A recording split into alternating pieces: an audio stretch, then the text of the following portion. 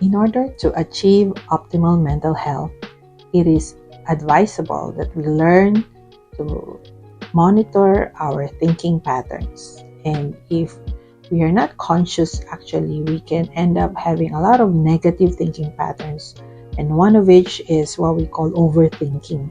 Do you remember a time when you are facing with a certain difficulty and you keep thinking about the situation and keep answering the question, what if?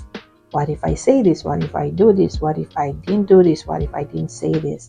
And then what happens next? And you keep going around in circles to the point that you actually feel overwhelmed, anxious, or even possibly can surface feelings of doubt, self-doubt, or even guilt or sadness, and many other quite strong emotions. So it is important that you can identify this negative thinking pattern.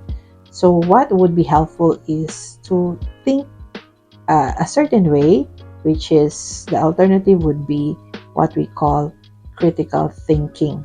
In critical thinking, this is when you look at the situation and you try to evaluate, how can I work on this? How can I go around this? How can I solve this issue? What is helpful? What is not helpful? And you are very intentional in terms of addressing the situation or the problem you're facing. So instead of staying in this overthinking mode, what would be helpful is you actually activate your critical thinking mode.